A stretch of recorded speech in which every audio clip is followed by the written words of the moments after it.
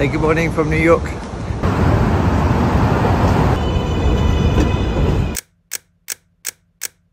Hello, welcome. In today's video we're going to head to New York, so join me as I share 7 reasons why I think New York is the best city I've ever visited when it comes to easy street photography. I'm going to share 7 reasons, lots of sample photos, behind the scenes footage, so you get an idea of what this city is like if you've never visited.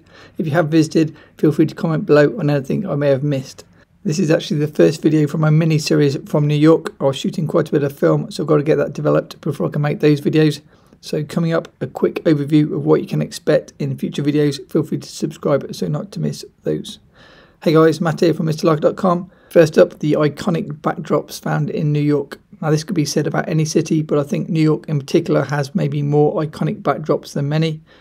New York was used in many movies over the years, and in the UK we saw quite a lot of American films, so it's quite nice to kind of recognise backdrops that you may have seen in a film in the past. If you're planning to visit New York, definitely take a comfy pair of shoes because it's so easy to clock up 20,000-30,000 steps per day, even just kind of scratching the surface with kind of regular breaks and doing things in between. We were doing photo shoots during the stay, so that wasn't walking all the time, and I still averaged over, I think, 22,000 steps per day during all the days I was there.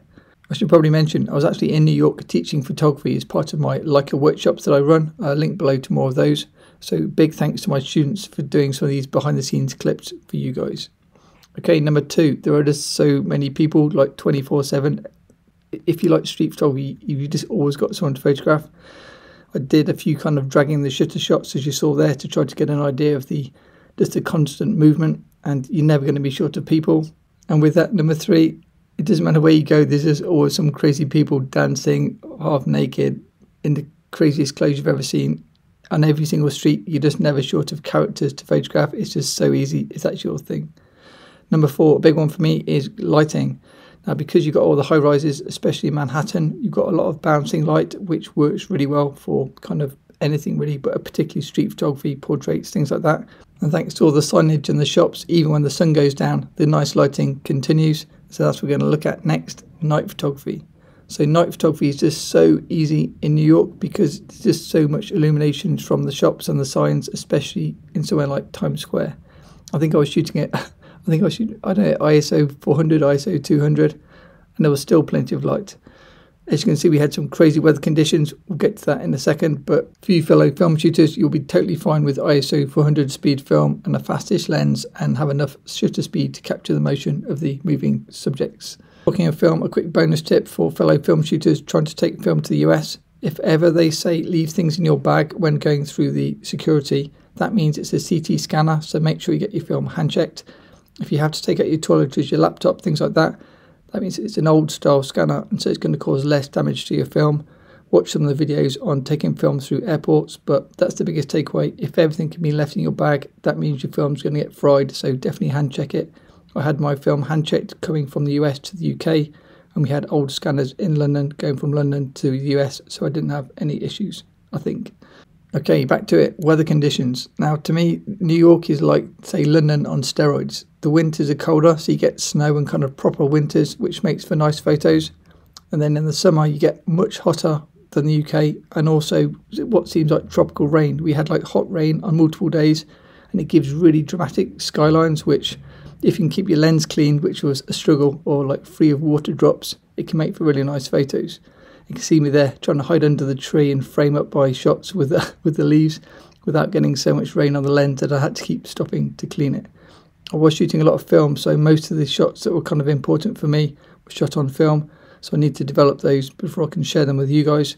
As I say, feel free to subscribe if you're a new viewer, and yeah, watch out for the weather. I stupidly didn't take a coat, but it was so warm you may as well just get wet in a t-shirt and then you soon dry as the sun comes out.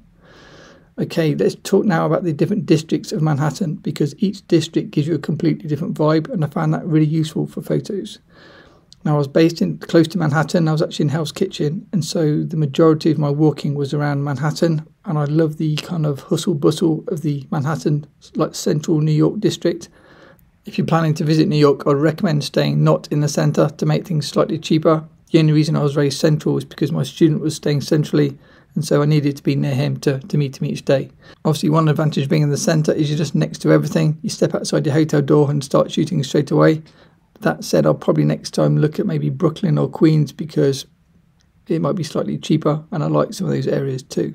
Talking of Queens, I love the overhead train lines, so I shot a lot of that on film, and I was also shooting in Brooklyn, Brooklyn Bridge, Dumbo, all the usual touristy spots, both for street photography and model photography. Subscribe if you're into model stuff, because that's all coming in another video. Another popular place is obviously the financial district, where they're doing a bit of street photography, and then you've got things a bit more of a slow pace like Central Park, both for street photography and other stuff. I did a bit of both while I was there. Another area you could check out is Chelsea, near the Hudson River on the west side of New York, again for both running, street photography and portraits. And if you're in that part of town, check out the new Leica store in the meatpacking district. The Leica store gave us a very warm welcome, and both the shop and the new gallery is really stunning and well worth a visit next time you're in New York. Next, probably a favourite of street photographers is of course Coney Island. It's basically like a theme park out near the beach, and it's got a totally different feeling to I think the rest of New York, the places I visited anyway. And it's just like, I don't know, it's a bit like Brighton / any other theme parky place all mixed together. You get crazy outfits, crazy people, cool scenes, and just a very different kind of pace and feel to the city centre. It was really hot, so if you're going to go, make sure you got your sun cream on, because it's absolutely cooking on a hot day and there's just nowhere really to hide from the sun. Coney Island is further out, but well worth a visit. Okay, bonus. The main reason probably to go to New York, if you like cameras, is of course the mecca that is B&H. This is not sponsored, but I think any photographer not based in New York, if you're ever going to go to New York, probably the main attraction in New York is B&H and not any of the tourist spots. I went in to buy some film and yeah, accidentally came out with more than film. I'll maybe share that in another video.